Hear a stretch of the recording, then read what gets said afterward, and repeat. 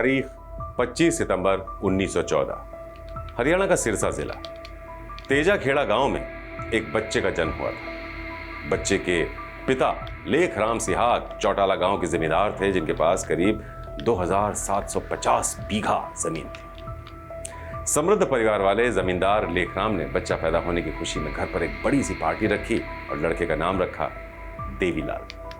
पूरा परिवार बेहद खुश था। तो बच्चे का भविष्य जानने के लिए, जैसा कि होता है परिवारों में, बड़े बड़े ज्योतिषी बुलाए गए। लेकिन ज्योतिषियों ने जो बताया उससे परिवार टेंशन में आ गया। ज्योतिषी ने कहा कि बच्चा तो अशुभ नक्षत्र में पैदा हुआ है। अब ये सुनते ही लेखराम सिहाग परेशान हो गए। उन्होंने ज्योतिषियों से पूछा कि भाई अब करें क्या? बच्चे का ग्रह दोष दूर करने के कुछ तो उपाय बताइए, हमसे जो भी बन पड़ेगा हम करेंगे। तो ज्योतिषी महाराज ने कहा कि आपको एक बड़ा दान करना होगा। अगर ऐसा कर दिया आपने तो अशुभ नक्षत्र में पैदा होने के बाद भी बच्चा बड़ा आदमी जरूर बनेगा। तो जैसा ज्योतिषी ने बताया था, परिवार ने वैसा ही किया। गरीब लोगों में 10-10 हजार रुपए नकद बांटे गए। जरूरतमंदों को 5-5 मन गेहूं बाजरा भी दान किया गया। और फिर आगे चलकर वो कमाल हुआ जिसके लिए जिम्मेदार परिवार ने कड़े जतन किए। नमस्कार, आप देख रहे हैं श्रेष्ठ हरियाणा और आपके साथ मैं हूं संजीव चौहान। तो अभी तक की कहानी आप शायद समझ ही गए होंगे कि आज हम किस खास शख्सियत की बात करने वाले हैं। नहीं समझे तो हम बताते हैं। आज हम बात करने वाले हैं हरियाणा के 3 फेमस लाल में से एक देवीलाल जी की, जो आज 100 साल बाद भी हरियाणा राज्य के सबसे ताकतवर कुनबों में से एक हैं, जिनका कुनबा। लेकिन सियासत में इस कुनबे की नींव रखी थी ताऊ देवीलाल ने। ये वही देवीलाल हैं जिनके बारे में कभी ज्योतिषी ने कहा था कि बच्चा तो अशुभ नक्षत्र में पैदा हुआ है। लेकिन परिवार के दान पुण्य की वजह से, या यूं कहिए कि परिवार की मजबूत इच्छा शक्ति की वजह से, उसी बच्चे ने आगे चलकर कामयाबी की ऐसी इबारत लिखी कि वो मिसाल बन गई। 2 बार हरियाणा के मुख्यमंत्री बने, 2 बार देश के उप प्रधानमंत्री बने। ताऊ देवीलाल चौटाला अपने शुरुआती दिनों से ही राजनीति में काफी एक्टिव थे। देवीलाल अ क्रिटिकल अप्रेजल नाम की बुक में बताया गया है कि देवीलाल काफी कम उम्र से ही आंदोलनों से जुड़ गए थे। दौर भी कुछ ऐसा ही था। देवीलाल ने आजादी के आंदोलनों में खूब बढ़ चढ़कर हिस्सा लिया। आजादी की लड़ाई लड़ते हुए कई बार जेल भी गए और जब तक देश आजाद हुआ, देवीलाल की पहचान एक बड़े किसान नेता के तौर पर बन चुकी थी। फिर साल आता है 1952। आजाद भारत में पहले आम चुनाव के बाद उन्होंने सिरसा से कांग्रेस के टिकट पर विधानसभा चुनाव लड़ा और जीते। उस समय हरियाणा पंजाब का ही हिस्सा हुआ करता था। 1 नवंबर 1966 को पंजाब से अलग होकर हरियाणा एक नया राज्य बना, जिसके लिए देवीलाल ने लंबे समय तक आंदोलन और संघर्ष किया था। लेकिन 1968 में हुए हरियाणा के पहले विधानसभा चुनाव में कांग्रेस ने देवीलाल को टिकट ही नहीं दिया। उन्हें चुनाव लड़वाने की जगह सलाहकार समिति में रखा गया। फिर चुनाव हुए तो बंसीलाल को मुख्यमंत्री बनाया गया।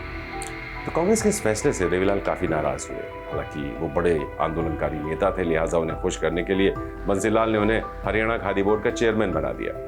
लेकिन इन दोनों नेताओं के बीच खटपट चलती रही और कुछ समय बाद देवीलाल ने खादी बोर्ड के चेयरमैन पद से इस्तीफा दे दिया और फिर 1971 में कांग्रेस भी छोड़ दी। इसके अगले ही साल 1972 में हरियाणा में फिर से विधानसभा चुनाव हुए, जिसमें देवीलाल ने कांग्रेस के 2 दिग्गज नेता बंसीलाल और भजनलाल के खिलाफ 2 सीटों पर एक साथ ताल ठोक दी। देवीलाल ने एक साथ 2 जगह से निर्दलीय चुनाव लड़ा तो, लेकिन बदकिस्मती से दोनों ही जगहों से वो चुनाव हार गए। लेकिन उनके हौसलों में जरा सी भी कमी नहीं आई। वो संघर्ष करते रहे और इमरजेंसी के बाद जनता पार्टी में शामिल हुए। इमरजेंसी के बाद चुनाव हुए, देश भर में कांग्रेस की करारी हार हुई और वैसा ही कुछ हरियाणा विधानसभा चुनाव में भी हुआ। जनता पार्टी ने 90 में से 75 सीटों पर जीत दर्ज की और देवीलाल को हरियाणा की कमान सौंप दी। इस तरह देवीलाल पहली बार हरियाणा के मुख्यमंत्री बने। कुछ ही दिनों बाद हरियाणा युवा कांग्रेस के फंड में गड़बड़ी को लेकर पूर्व मुख्यमंत्री बंसीलाल को गिरफ्तार किया गया। बताया जाता है कि उस वक्त पुलिस पूर्व सीएम बंसीलाल को हथकड़ी लगाकर भिवानी की सड़कों पर खुली जीप में बिठाकर कोर्ट ले गई। खैर, वक्त आगे बढ़ा और हरियाणा के तीनों लालों में सियासी खींचतान बदस्तूर जारी रही। देवीलाल को सीएम बने अभी 2 साल भी नहीं हुए थे कि पार्टी में उनके खिलाफ बगावत की चिंगारी सुलगने लगी, जिससे तीसरे लाल यानी भजनलाल हवा दे रहे थे। उस वक्त जनता पार्टी 2 गुटों में बढ़ चुकी थी। एक चौधरी चरण सिंह का गुट था, जिसमें देवीलाल थे, और दूसरा मोरारजी देसाई का गुट था, जिसमें भजनलाल थे। तो राजनीतिक विश्लेषक बताते हैं कि उस वक्त प्रधानमंत्री रहे मोरारजी देसाई के घर एक मीटिंग हुई थी, जिसमें देवीलाल को हटाकर भजनलाल को मुख्यमंत्री बनाने का फैसला लिया गया था। देवीलाल को जैसे ही इस बात की भनक लगी, वो दमदमाते सीधे मोरारजी देसाई के घर पहुंचे और बोले, तुमने मेरी झोपड़ी में आग लगाई है, मैं तुझे भी महल में रहने नहीं दूंगा। बस ताऊ देवीलाल लग गए काम पर और महीने भर के अंदर मोरारजी के खिलाफ खेमेबंदी शुरू कर दी। देवीलाल का साथ चौधरी चरण सिंह ने दिया। 28 जुलाई 1979 का वो दिन था जब इन दोनों की जुगलबंदी काम कर गई और मोरारजी देसाई को प्रधानमंत्री पद से हाथ धोना पड़ा। चौधरी चरण सिंह देश के 5वें प्रधानमंत्री बने। उसी साल सितंबर में चौधरी चरण सिंह ने लोक दल की नींव रखी और देवीलाल को इसमें शामिल किया। ताऊ देवीलाल सियासत के जितने मजे हुए खिलाड़ी थे वो उतने ही गुस्सैल भी थे। बताया जाता है कि एक बार तो उन्होंने राज्यपाल की गर्दन पकड़कर उन्हें जोरदार तमाचा जड़ दिया था। बात 1982 मई की है। उस साल लोकदल और बीजेपी ने एक साथ हरियाणा विधानसभा चुनाव लड़ा। 90 विधानसभा सीटों में से कांग्रेस 36 सीटें लेकर सबसे बड़ी पार्टी बनकर उभरी, जबकि लोकदल और बीजेपी ने 37 सीटें हासिल की थी। बहुमत के लिए 46 का आंकड़ा चाहिए था। अब 16 निर्दलीय विधायक किंग मेकर की भूमिका में आ चुके थे। तब अटल बिहारी वाजपेयी ने मांग रखी कि सबसे बड़े गठबंधन को सरकार बनाने का प्रस्ताव मिलना चाहिए। बात सही भी थी। उस वक्त केंद्र में कांग्रेस की सरकार थी और इंदिरा गांधी देश के प्रधानमंत्री थे। 22 मई 1982 को वो शनिवार का दिन था जब राज्यपाल जीवी तपासे ने देवीलाल को बहुमत साबित करने के लिए बुलावा भेजा। देवीलाल इसके लिए तैयार थे। उन्होंने गठबंधन दल के 37 विधायकों के अलावा 8 निर्दलीय विधायकों का समर्थन पत्र राज्यपाल को सौंप दिया। राज्यपाल ने कहा कि सोमवार को विधायकों की परेड के बाद उन्हें मुख्यमंत्री पद की शपथ दिलाई जाएगी, लिहाजा जोड़ तोड़ की राजनीति से बचने के लिए देवीलाल सभी विधायकों को लेकर हिमाचल चले गए। अब देखिए, अगले ही दिन दिल्ली में खेल हो गया। राज्यपाल ने दिल्ली के हरियाणा भवन में कांग्रेस नेता भजनलाल को मुख्यमंत्री पद की शपथ दिलवा दी। तो जैसे ही देवीलाल को इस बारे में पता चला, गुस्से में आग बबूला हो गए। सीधे राजभवन पहुंचे और भजनलाल सरकार को बर्खास्त करने की मांग पर अड़ गए। राज्यपाल तपासे से उनकी बहस तक हो गई, जो इतनी बड़ी कि गुस्साए देवीलाल ने तपासे को जोरदार तमाचा जड़ दिया। देवीलाल की इस हरकत के बाद देश भर में हालांकि उनकी काफी आलोचना हुई, लेकिन उन पर किसी तरह की कार्रवाई नहीं की गई। वक्त आगे बढ़ता है। बोफोर्स घोटाले में नाम आने के बाद राजीव गांधी सरकार की खूब किरकिरी होती है। वीपी सिंह की बगावत होती है। उसके बाद लोकसभा चुनाव में कांग्रेस को करारी हार मिलती है। जनता दल ने बीजेपी और लेफ्ट के समर्थन से सरकार बनाई। देवीलाल प्रधानमंत्री बनने की दौड़ में सबसे आगे थे, लेकिन ऐन वक्त पर उन्होंने अपना नाम वापस ले लिया और पीएम पद के लिए वीपी सिंह का नाम आगे कर दिया गया। देवीलाल हरियाणा की राजनीति से काफी ऊब चुके थे। वो दिल्ली जाना चाहते थे। उनकी चिंता ये थी कि उनके बाद हरियाणा की उनकी कमान संभालेगा कौन। फिर उन्होंने फैसला किया अपने बड़े बेटे ओम प्रकाश चौटाला को हरियाणा की कमान सौंपने का और खुद दिल्ली जाने का, ताकि वहां जाकर वो राष्ट्रीय राजनीति में हिस्सा लें। जानकार बताते हैं कि एक रात करीब 11 बजे उन्होंने वीपी सिंह को फोन किया और कहा, मैं भी आपके साथ डिप्टी प्राइम मिनिस्टर पद की शपथ लूंगा, और फोन काट दिया।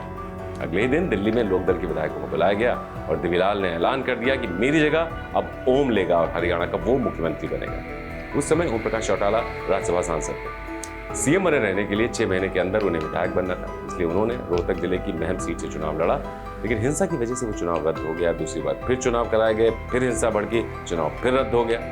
उस दौरान एक निर्दलीय प्रत्याशी की मौत को लेकर ओम प्रकाश चौटाला पर भी आरोप लगा और सीएम पद से इस्तीफा देना पड़ा। चौटाला के बाद मास्टर हुकुम सिंह को मुख्यमंत्री बनाया गया। कुछ महीने बाद ओपी चौटाला दड़वा सीट से चुनाव लड़े और जीत गए। हुकुम सिंह को हटाकर फिर उन्हें मुख्यमंत्री बनाया गया। हालांकि पार्टी के लोग इससे बहुत ज्यादा खुश नहीं थे। प्रधानमंत्री वीपी सिंह भी चाहते थे कि जब तक ओपी चौटाला पर आपराधिक मामला चल रहा है वो सीएम न बने। आखिरकार 6 दिन बाद ही ओपी को फिर से इस्तीफा देना पड़ा। उसी दौरान राम मंदिर का मुद्दा गर्मा गया। हिंदुत्व का झंडा लेकर रथ यात्रा निकाल रहे लालकृष्ण आडवाणी बिहार में गिरफ्तार हो गए। इसके विरोध में बीजेपी ने वीपी सरकार से समर्थन वापस ले लिया और उनकी सरकार गिर गई। वीपी सिंह को इस्तीफा देना पड़ा और चंद्रशेखर देश के 8वें प्रधानमंत्री बन गए। अब देवीलाल के चंद्रशेखर से संबंध काफी बेहतर थे, लिहाजा उन्हें दूसरी बार डिप्टी प्राइम मिनिस्टर बनाया गया। बाद में आते ही देवीलाल ने हुकुम सिंह को हटाकर अपने बेटे ओम प्रकाश चौटाला को तीसरी बार मुख्यमंत्री बनवा दिया। उनके इस फैसले से पार्टी के कई विधायक नाराज भी हुए, कुछ ने तो पार्टी तक छोड़ दी, जिसके बाद राज्यपाल धनिक लाल मंडल ने भी चौटाला की सरकार बर्खास्त कर दी। आपको बताएं कि जब चौधरी देवीलाल दूसरी बार मुख्यमंत्री बने थे, तब उसके कुछ ही दिनों बाद उन्होंने बड़े बेटे ओपी चौटाला को लोकदल का प्रदेश अध्यक्ष बनाया और फिर राज्यसभा भेज दिया। दूसरे बेटे रणजीत सिंह को मंत्री, तीसरे बेटे प्रताप सिंह को हरियाणा की सहकारी संस्था कॉन्फेड का चेयरमैन बना दिया। भतीजे केवी सिंह को ऑफिसर ऑन स्पेशल ड्यूटी यानी ओएसडी रख लिया। तो जब इस बारे में एक पत्रकार ने देवीलाल से पूछा कि आपने सरकार में परिवार को ही क्यों तरजीह दी, इस पर जैसा कि उनका अंदाज था, देवीलाल ने तपाक से जवाब दिया कि अपनों को ना बनाऊं तो क्या पाकिस्तान से लाऊं। तो इस तरह से पूर्व उप प्रधानमंत्री देवीलाल के 5 बच्चों में से 3 राजनीति में उतरे। आगे चलकर सबसे बड़े बेटे ओपी चौटाला 5 बार हरियाणा के मुख्यमंत्री बने। 2 पोते अजय और अभय सांसद बने और पड़पोते दुष्यंत हरियाणा के डिप्टी सीएम पद तक पहुंचे। देवीलाल के बच्चों ने अपने पैतृक गांव के नाम पर अपना सरनेम चौटाला लगाना शुरू कर दिया। इस तरह से आज ताऊ देवीलाल की चौथी पीढ़ी राजनीति में है, लेकिन कुनबा अफसोस 3 पार्टियों में बढ़ चुका है। दरअसल जनवरी 2013 में दिल्ली की एक अदालत ने 14 साल पुराने टीचर भर्ती घोटाले में ओपी चौटाला और उनके बड़े बेटे अजय चौटाला को 10-10 साल की सजा सुना दी। जेल जाने के बाद देवीलाल की विरासत संभालने की जिम्मेदारी उनके छोटे पोते अभय चौटाला के कंधों पर आ गई। ऐसा देख अजय चौटाला ने विदेश में पढ़ रहे अपने दोनों बेटों दुष्यंत और दिग्विजय को वापस बुला लिया, लेकिन दोनों के हरियाणा वापस आते ही चाचा अभय चौटाला से उनकी तनातनी शुरू हो गई। पार्टी दो खेमों में बढ़ गई। एक पक्ष खुलेआम दुष्यंत चौटाला को दूसरा देवीलाल बताने लगा और मुख्यमंत्री पद के लिए नाम उछालने लगा। अब ये बात ना तो ओपी चौटाला को रास आई और ना ही उनके छोटे बेटे अभय चौटाला। इसी वजह से एक दिन ओम प्रकाश चौटाला ने भरे मंच से अपने पोतों को पार्टी से बाहर करने का फरमान सुना दिया। पारिवारिक पार्टी से निकाले जाने के बाद साल 2018 में दुष्यंत और दिग्विजय ने जननायक जनता पार्टी की नींव रख दी और अपने पिता अजय चौटाला को पार्टी का राष्ट्रीय अध्यक्ष बना दिया। तो इस तरह से ताऊ देवीलाल की INLD अब 2 टुकड़ों में बढ़ चुकी है। वहीं उनके दूसरे बेटे रणजीत सिंह चौटाला पिछले कुछ सालों से भारतीय जनता पार्टी का हिस्सा है। हालांकि देवीलाल परिवार के 13 सदस्य अब तक चुनाव लड़ चुके हैं। राज्य में सबसे ज्यादा पार्टियां भी इसी परिवार से बनी, मगर अफसोस इस बात का है कि आज हरियाणा का ये ताकतवर कुनबा 3 हिस्सों में बढ़ चुका है। आज अगर ताऊ देवीलाल जिंदा होते तो ऐसा कभी नहीं होने देते। तो क्या सोचते हैं आप इस हमारे किस्से, इस खबर के बारे में? जरूर बताइएगा कमेंट करके। नमस्कार। श्रेष्ठ हरियाणा पर खबरों से जुड़े रहने के लिए चैनल को लाइक और सब्सक्राइब जरूर करें। बेल आइकन दबाएं और देखते रहें श्रेष्ठ हरियाणा।